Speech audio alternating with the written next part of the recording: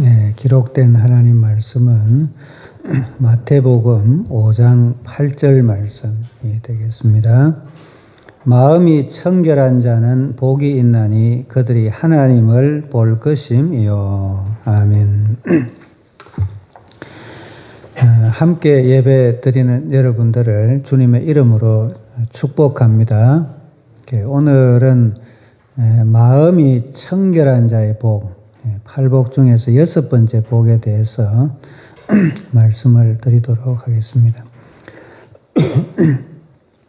예수님께서 마음이 청결한 자는 복이 있다, 그렇게 말씀을 하셨는데, 아마도 이 말씀을 듣는 그 당시 유대인들의 마음 속에 다른 건 몰라도 이것은 참 우리가 자신 있다 말할 수 있는 그 복이 아니었을까 생각이 됩니다. 왜냐하면 유대인들의 그 신앙생활 거의 전반이 그 청결 예식을 통해서 하나님 앞에 깨끗한 자로 서는 것이 유대인들의 신앙생활이었기 때문입니다. 그래서 유대인들은 날마다 정결 예식을 실천하고 있었는데, 그 유대인들이 행한 정결 예식을 좀 예를 들어서 보겠습니다. 예를 들어 보겠어요. 첫째는 유대인들은 음식 먹는 것을 아주 정결한 음식을 먹습니다. 요즘 우리나라에도 외국에서 들어온 분들이 많아서 그 할랄 푸드라고 그런 이야기 들어보셨죠? 아주 종교적으로 부정함이 없는 음식만 준비해서 팔고 또 그것을 사서 먹는 그런 것들이 이제 우리나라에도 많이 소개가 되고 있습니다. 유대인들도 그렇게 했는데, 특별히 유대인들이 먹지 못하는 음식 가운데 돼지고기가 있습니다. 해교도들도 돼지고기를 안 먹거든요. 그런데 성경에 기록된 말씀이기 때문에 그 자체로 잘못된 것은 아닙니다. 그러나 그 돼지고기를 먹지 말라고 하신 이유가 뭔지에 대해서 그렇게 심각하게 고민하고 그 이유를 알고 돼지고기를 안 먹은 것이 아니고, 그냥 하나님이 먹지 말라, 너희는 거룩한 백성이니까 돼지고기 안 먹으면 된다, 그게 전부인 줄로 알았습니다. 우리가 레위기 11장 7절 또 신명기에도 그 말씀이 이제 반복해서 나오는데, 왜 돼지고기 먹지 말라고 했냐? 돼지는 굽이 갈라져서 쪽발인데 색임질을 하지 못하는 동물이기 때문에 그 고기를 먹지 말라, 그 이유를 그렇게 설명을 하고 있습니다. 좀 이상하면 우리하고는 조금 우리가 목축하는 어떤 문화가 아니기 때문에 좀 이해가 잘 안 될 수 있는 말씀이에요. 그 돼지의 발이 간단하게 이야기하면 초식 동물처럼 닮았다는 거예요. 발은 사슴발처럼 닮고, 꼭 소나 양발처럼 돼지는 발은 닮았는데 먹는 음식이나 그 먹는 음식을 소화시키는 과정은 초식 동물이 아니다, 그 말이거든요.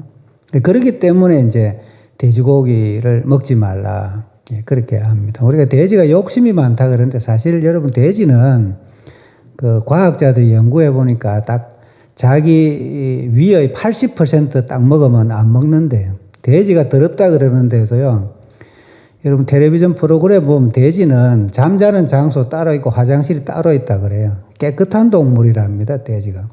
너무 돼지 욕하지 마세요. 돼지 깨끗한 짐승이고요, 욕심이 그렇게 많이 없습니다, 돼지가. 돼지고기를 이제 먹지 말라, 왜 그랬을까? 이게 돼지는 색임질을 할 줄 모르는데, 그래서 이제 돼지고기를 먹지 말라. 우리가 유대인들을 예를 들어보면, 유대인들은 하나님의 백성으로 선택받았습니다. 하나님의 백성입니다.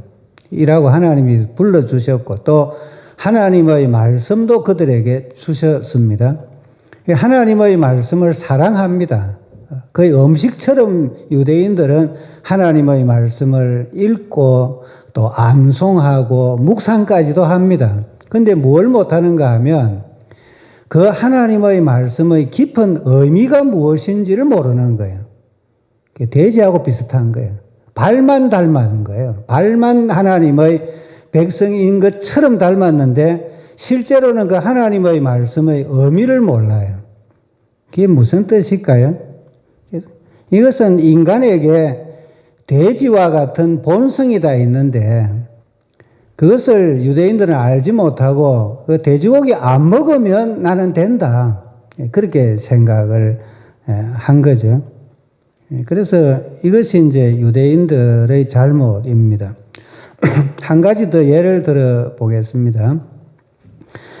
그 유대인들은 정결하지 못한 장소, 무덤이라든지 뭐 그런 장소죠. 또 정결하지 못한 사람, 뭐 예를 들면 그 나병 환자라든지 또 여성 같은 경우에는 그 아이를 낳고 며칠 동안 혹은 유출병이 있다든지 그런 사람과 접촉을 해서도 안 되고 또 어떤 사물에 접촉을 하지 말라고 그렇게 했습니다. 이것도 이제 성경 말씀에 있어요. 부정한 것에 접촉해서는 안 되고 그렇게 했기 때문에 이렇게 하는 것을 잘못이라 잘못했다 그렇게 말할 수는 없습니다. 그런데 유대인들의 문제는 내가 부정한 것에 접촉만 하지 않으면 나는 깨끗하다 생각한 그게 잘못이에요. 또 혹시 부정한 것에 접촉을 했다 하더라도 내가 정결 예식을 통해서 내 몸만 씻으면 내가 깨끗해질 수 있다고 생각한 거예요. 그게 잘못이에요, 사실은. 유대인들은 뭐 손을 하루에 그 종교 관습에 따라서 손을 하루에 9번을 씻어야 된다고 그러거든요. 그래서 그 옛날에 그 이 패스트가 유럽 지역에 뭐 만연을 하고 많은 사람들이 죽을 때 유대인들은 거의 질병에 많이 감염이 덜 됐다고 그렇게 합니다. 근데 이것이 그 바이러스를 퇴치하는 데는 손 씻는 게 도움이 되지만 과연 그 영혼을 깨끗하게 하는 것이 손 씻는 것만으로 되겠습니까? 여러분 양심상 손을 얹고 생각해 보세요. 그게 아니거든요. 우리가 성경 말씀을 주신 목적을 오해를 한 것입니다. 돼지고기 먹지 않는다고 결코 사람이 그 심성이 양처럼 온순한 사람이 되는 건 아니거든요. 또 내가 부정한 장소나 사람이나 어떤 사물에 접촉하지 않는 그것이 과연 나를 정결할 수 있을까? 사실은 유대인들은 내 영혼에 나병이 있는 걸 몰란 거예요. 내 영혼이 나병이기 때문에 죄를 지어도 감각조차도 없는 죄인인 것을 알지 못한 거예요. 정결의 하나님께서 진짜 정결이 무엇인지를 성경에다 가르쳐 주셨음에도 불구하고 그냥 외적인 어떤 정결, 예식이 자기를 정결케 할 수 있을 것이라 그게 이제 유대인들이 잘못 생각한 거죠. 예수님께서는 이제 마태복음 특별히 인간의 마음이 정결하지 못한 상태에 있다는 것을 여러 차례 말씀을 하셨습니다. 특히 마태복음 15장 11절에 보면 그 입으로 들어가는 것이 사람을 더럽게 하는 것이 아니요 입에서 나오는 그것이 사람을 더럽게 하는 것이라. 그 입에서 뭐가 나오느냐? 그 이어서 나오는 이제 기록된 말씀에 보면 입에서 나오는 것들은 마음에서 나오는데 이것이야말로 사람을 더럽게 하느니라 말씀하시고 마음에서 나오는 것은 악한 생각과 살인과 간음과 음란과 도둑질과 거짓 정언과 비방이라 그렇게 말씀을 하셨습니다. 사람의 마음에서 이와 같이 엄청나게 많은 것들이 나오기 때문에 어떤 신학자는 말하기를 인간의 마음은 죄를 생산하는 공장과 같다. 그렇게 말을 하기도 했어요. 여러분, 공장이 문제인데 뭐 공장에서 나오는 제품을 몇 가지 수거해가지고 뭐 없앤다고 해서 문제가 해결이 될 수가 있겠습니까? 유대인들은 자기 마음이 잘못된 것은 생각지 않고 겉에 나타나는 어떤 것만 조금 어떻게 정결하게 하면 손 좀 씻고 말이야. 음식도 좀 깨끗한 음식 먹고 하면 다 되는 줄로 알았거든요. 그래서 예수님께서 그 하신 말씀 중에 아주 심각한 말씀이 마태복음 23장인데 화 있을진저 외식하는 서기관과 바리새인들이여 그렇게 하면서 거기 유대인들의 신앙생활을 아주 엄중하게 책망하시고 정죄하시는 이제 말씀이 있습니다. 왜 그렇게 이제 예수님께서 엄하게 말씀을 하셨을까? 이것은 본래 인간의 마음은 청결하지 못한 상태에 있는데 그것을 정결 예식만으로 내가 정결하게 될 수 있다고 그래서 정결 예식만 행하는 사람들에게 이 말씀을 하신 거예요. 우리들도 마찬가지입니다. 우리가 종교인이지 않습니까? 종교인이기 때문에 나는 주일 성수를 합니다. 또 우리 대한민국의 크리스찬들은 대부분 다 술 안 마시고 뭐 담배 피지 않고 그렇게 여러 가지 지키는 것들이 있습니다. 근데 과연 이것이 신앙생활의 전부이냐? 이게 전부여서는 안 되는 줄로 믿습니다. 이것이 전부여서는 안 되는 거예요. 신앙생활의 내가 몇 가지 어떤 규칙을 정해놓고 행하지 않기 때문에 내가 하나님 앞에 영혼이 정결하다 절대 그렇게 말할 수 없습니다. 이걸 자랑한다고 하면 우리도 책망을 받을 수 있는 거예요. 그런데 오늘 이제 이 말씀 팔복인데요. 팔복은 그야말로 예수님께서 너희들은 참 복된 사람들이다라고 선언을 하신 말씀인데 여기 마음이 청결한 자는 복이 있도다. 예수님이 책망하신 것도 아니요. 정죄를 하신 것도 아니고 너희 마음은 심히 부패됐다고 말씀하지도 아니하셨잖아요. 왜 이 말씀을 하셨을까? 그것은 그들이 예수님을 따라서 그 높은 산에까지 올라와서 그저 예수님 바라보고 예수님의 말씀을 듣고 따르고자 하는 그 제자들이었기 때문에 이 말씀을 주신 것입니다. 제가 이제 팔복을 몇 차례 지금 강해 설교를 하고 있죠. 사실 저도 이 설교가 좀 어려워요, 사실은요.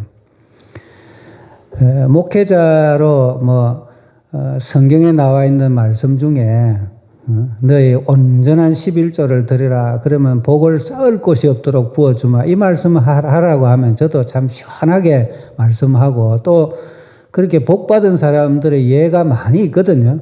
여러분도 그런 말씀 들으면 참 시원할 거예요. 참 목사님 좋다 은혜가 된다 그러고 아마 나가면서 인사까지 하고 가실 것 같은데 애통하는 자가 복이 있다 가난한 자가 복이 있다 이게 무슨 복이냐 이거죠. 저도 참 힘들어요. 사실 설교자로서 고민이 많이 됩니다. 여러분들이 듣고 과연 이 말씀에 은혜를 받을까 그런 그 마음이 사실 들어요. 특히 이제 오늘 이 말씀도 생각을 해보면 이것이 마음이 청결한 것이 과연 인간의 노력으로 가능할 수 있겠느냐. 여러분 마음이 죄를 생산하는 공장이라고 그랬는데요. 이 공장 문 닫기 전에는 생각하면 악한 생각이고 말하면 그저 비방하고 험담하는 말이고 그저 하는 모든 것들이 다 죄악인데 이게 어떻게 청결해질 수 있겠느냐 이거죠. 그래서 이것은 사실은 인간의 노력으로 성취할 수 있는 복이 아닙니다. 하나님께서 은혜를 주셔야 사람이 받을 수 있는 복인 줄로 믿습니다. 그렇기 때문에 우리들이 유대인들이나 뭐 우리들이나 하나님의 은혜가 아니라고 하면 그저 우리는 종교인에 불과한 것이고, 우리가 종교적인 열심만으로는 마음이 청결해질 수 없기 때문에 세상 사람들보다 우리가 더 불쌍한 사람들이에요. 그렇잖아요. 그냥 어디 가서 돼지국밥이나 한 그릇 먹고 말지 유대인 왜 하냐 이거예요. 어디 가서 선지국밥 시원하게 한 그릇 먹는 게 낫지 그저 피를 왜 안 먹느냐는 거예요. 그저 어디 가서 친구들하고 술이나 한 잔 먹고 훅 풀면 될 일을 술도 안 먹으면서 왜 그 고생하냐 이거예요. 마음이 청결해질 것도 아닌데 말이에요. 그냥 종교인 안 하는 게 좋지 않아요? 그냥 세상 사람들처럼 그냥 사는 게 낫지 않나 이거예요. 네, 그러나 우리가 하나님께서 주시는 은혜를 받으면 마음이 청결한 사람이 될 수 있는 줄로 믿습니다.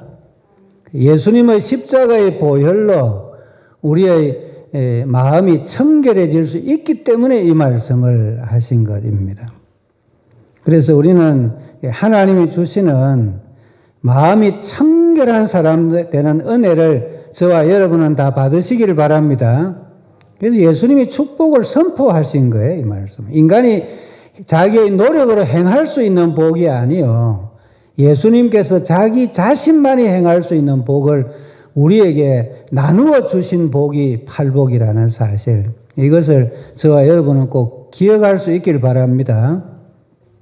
두 번째 이제 큰 질문은 어떻게 하면 마음이 청결한 자가 될 수 있는가? 사실은 앞서서 하나님의 은혜로 된다 그랬죠. 예수님의 십자가의 보혈로 우리의 마음이 씻음을 받으면 된다고 그랬습니다. 그렇기 때문에 사실 우리가 뭐 특별히 노력을 안 해도 그 마음이 청결한 자가 예수님 믿으면 그 저절로 되는 거예요, 사실은. 그런데 이제 이걸 순서로 보면 내가 어떤 무언가를 했기 때문에 마음이 청결해지는 게 아님에도 불구하고 내가 예수님을 믿고 나면 마음이 청결하게 된 자에게서 나타나는 특징들이 있습니다.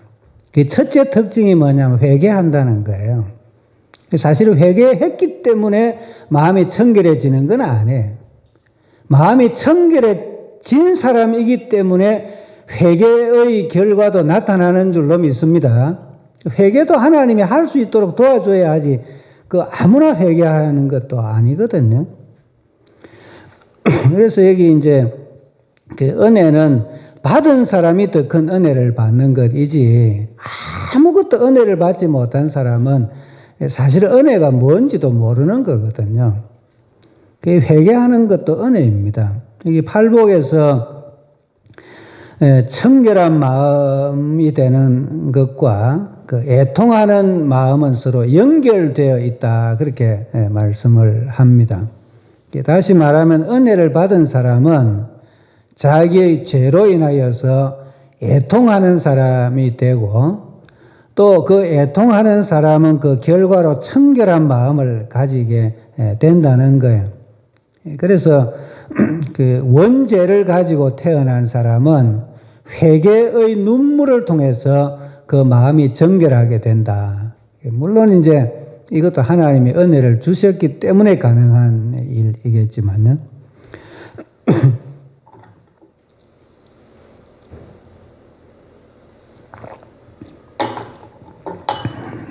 제가 이제 한 가지 예를 들어 봅니다. 어떤 회개가 있었는지. 유대인들은 그렇게 정결 예식을 그렇게 철저하게 지키는 사람들인데 예수님을 십자가에 못 박아 죽인 장본인들이잖아요. 뭐 본디오 빌라도가 죽이려고 한 건 아니거든요. 어떻게 보면 본디오 빌라도에게 위협이 될 수도 있는 분이 예수님이셨는데 본디오 빌라도는 예수님은 죄 없다고 석방해야 된다고 그러는데도 누가 죽여달라고 했죠? 유대인들이. 왜 죽여달라고 그랬나요? 예수님이 너무 거룩하시니까, 인기가 너무 많으니까, 또 자기들이 생각하는 세상 욕심이 있는 분이 아니니까, 그래서 예수님을 로마에 반역하는 우두머리라고 그렇게 해서 누명을 씌워가지고 그래서 본디오 빌라도에게 고소를 했잖아요. 그 사람이 죄 없는 사람을 누명을 씌워서 죽이는 죄는 작은 죄입니까? 큰 죄입니까? 큰 죄죠. 그렇죠. 보통 큰 죄가 아니죠. 그런데 그렇게 하는 유대인들이 뭘 했는가 하면 본디오 빌라도의 관정에는 발도 안 들여놨어요. 왜 그랬을까요? 그 당시 유대인들은 생각을 이방인들은 개돼지와 같아 생각했거든요. 모양은 사람의 모양인데 본성은 동물과 같기 때문에 돼지고기만 안 먹는 게 아니고 우리는 이방인들과 식사도 같이 하지도 않고 이방인의 집에는 들어가지도 않는다. 그게 유대인들의 신앙 사상이고 그 유대인들의 정결 예식 중에 하나였었어요. 그래서 관정 밖에서 본디오 빌라도 나와라 그래서 불러가지고 그래서 예수님을 고소를 하고 죽였습니다. 여러분 이해가 되시죠? 무슨 말씀인지? 겉은 정결했지만 속은 썩어 문드러진 죄인들이었다 그 말이에요. 그런데 이들이 예수님께서 부활하신 후에 이제 사도들이 복음을 전하면서 너희들이 누명을 씌워서 죽인 그 예수님이 부활하셨는데 그분이 바로 메시아라 그렇게 전도를 했어요. 그 말을 듣고 유대인들의 마음이 찔렸다. 마음이 찔려서 베드로를 비롯한 사도들에게 사도행전에 보니까 따라합니다. 형제들아 우리가 어찌할꼬 이게 단 세 마디인데 엄청난 변화가 있지 않으면 할 수 없는 세 마디를 하고 있는 거예요. 첫째, 형제들아. 예수님의 제자들, 사도들을 향하여 그렇게 박해를 했던 사람들이 형제들아. 있을 수가 없는 말이잖아요. 우리가라는 말은 이때까지 유대인들에게는 한 번도 들어볼 수 없었던 말이에요. 우리는 의인이요. 우리는 선택받은 민족이요. 우리는 이방인과 다르고 우리는 거룩하기 때문에 우리는 저 사람들과 상종을 안 한다라고 했던 사람들이 유대인들이에요. 어찌할꼬 그것도 마찬가지예요. 여러분 유대인들의 마음도 말도 정말 많이 변했죠. 그렇죠? 이게 무엇이 변했기 때문에 그런 거예요? 마음이 변해요. 마음이 변했어요.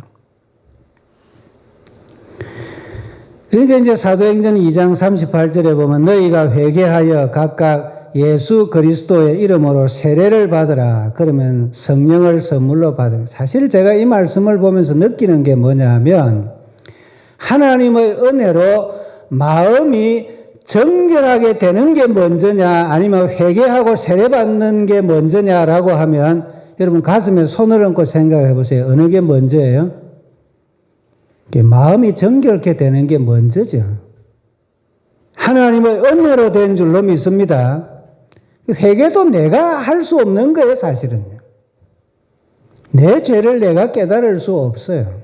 하나님께서 그 마음속에 성령으로 조명해 주셨기 때문에 죄를 깨닫고 그래서 회개하게 되고 세례도 받고 성령의 선물도 받는데 그때 베드로와 사도들이 설교할 때 말씀을 들은 사람이 3,000명이 회개했다 그랬거든요. 이것은 오직 하나님의 은혜로 된 일인 줄 믿습니다. 여러분 여기 30명 앉혀놔 놓고 한 달 열흘 동안 석 달 열흘 동안 회개가 뭔지를 가르친다고 해서 인간이 회개하겠습니까? 인간이 교육으로 바뀌겠냐 이 말이에요. 날마다 손 씻게 하고 말은 아주 점잖하게 거룩한 에티켓 있는 말을 가르친다고 해서 인간의 심성이 거룩해질 수 있겠어요? 오직 예수님의 십자가의 보혈로 하나님의 은혜로 인간의 심성은 즉각적으로 회개하면 심성이 깨끗하게 되는 줄로 믿으시길 바랍니다. 하나님의 은혜로 되는 일이에요. 기독교는 인간의 노력보다 훨씬 더 높은 차원의 하나님의 은혜가 아니면 이루어질 수 없는 것이 기독교예요.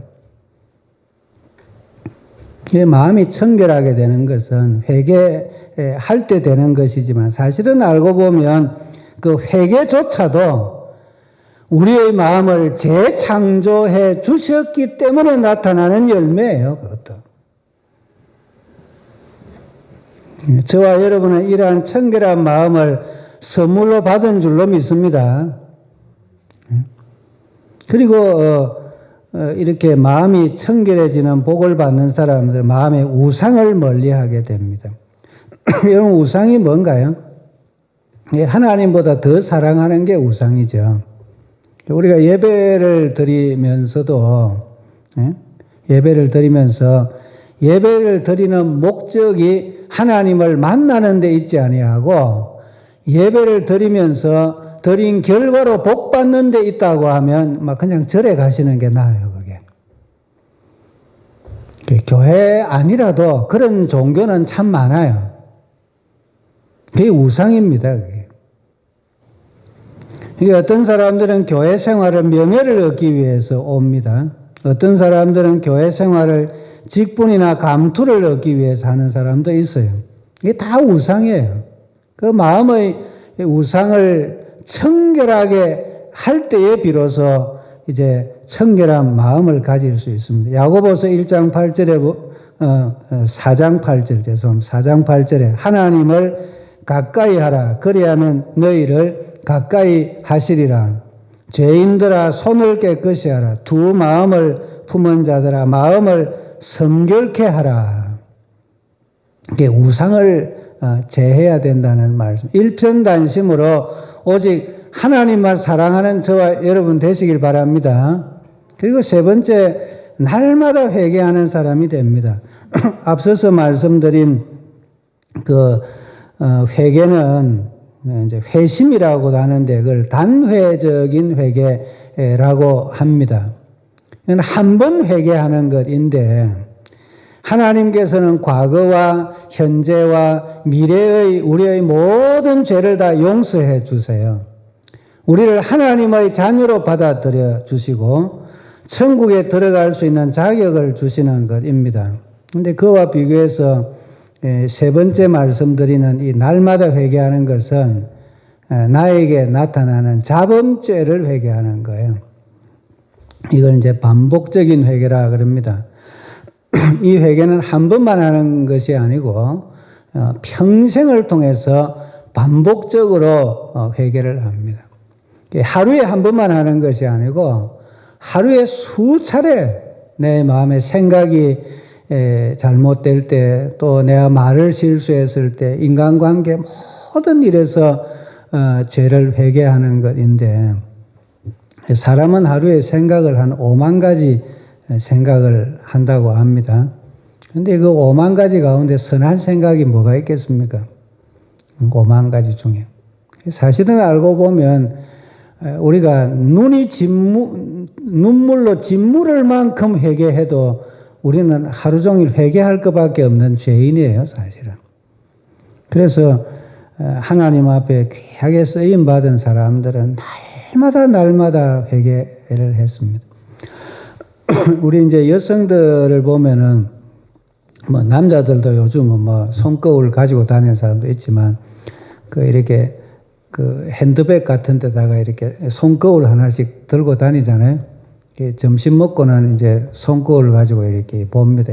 특히 뭐 보는가 하면 이렇게 해가지고 먹은 음식 고춧가루라도 이에 꼈나 그러고 봅니다.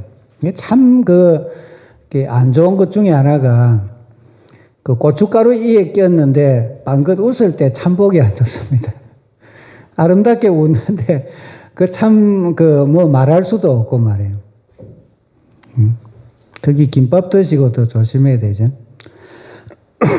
사람의 품위라고 하는 것이 그 고춧가루 하나 때문에 품위가 떨어집니다.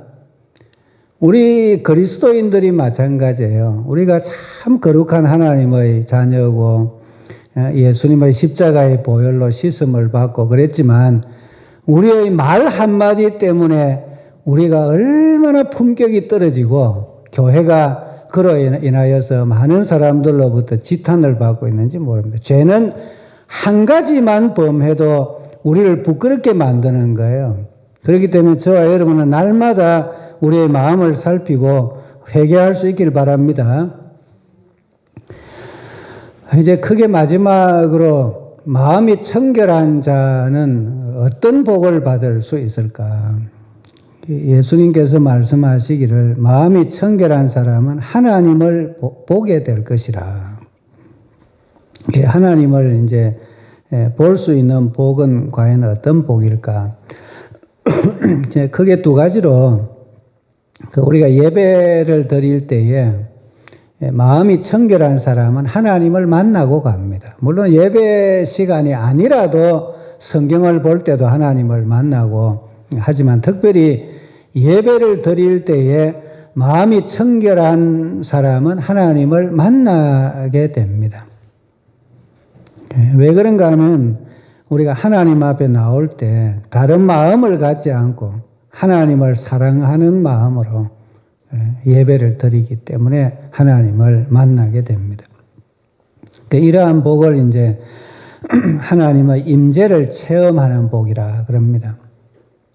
우리가 구약 성경에 보면은 그 이사야라고 하는 선지자가 있습니다. 이사야 6장 1절에 보면 우시야 왕이 죽던 때에 내가 본적 주께서 높이 들린 보좌에 앉으셨는데 그의 옷자락은 성전에 가득했다.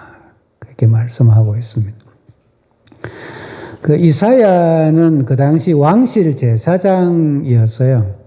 그러니까 뭐 제사 드리는 것이 그의 직무였습니다. 왕을 위한 희생 제물을 드리고 예배를 집례를 했습니다. 수십 년을 하나님의 성전에서 그가 제사장으로 늘 제사를 드렸지만 하나님을 인격적으로 만나지는 못했던 것 같아요. 그런데 그 왕이 이제 돌아가시고 난 이후에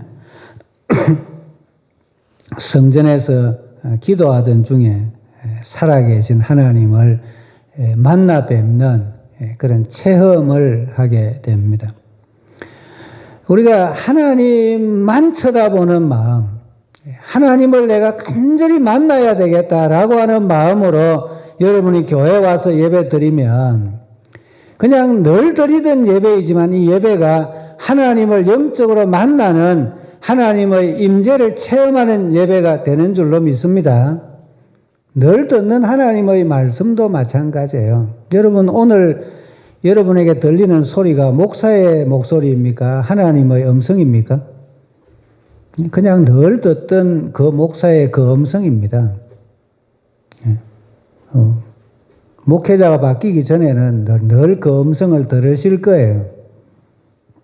그런데 성경에 보면은 데살로니가전서 2장 13절에 이러므로 우리가 하나님께 끊임없이 감사함은 너희가 우리에게 들은 바 하나님의 말씀을 받을 때에 사람의 말로 받지 아니하고 하나님의 말씀으로 받음이니 진실로 그러하도다. 이 말씀이 또한 너희 믿는 자 가운데서 역사하느니라. 데살로니가 교회 성도들은 전도자들이 전해주는 그 복음의 말씀을 들을 때 하나님의 말씀으로 듣는 은혜를 받았어요. 마음이 청결한 사람이었기 때문에 그렇습니다. 저는 여러분들도 하나님의 음성을 들을 수 있길 바랍니다. 하나님의 음성이 들려요.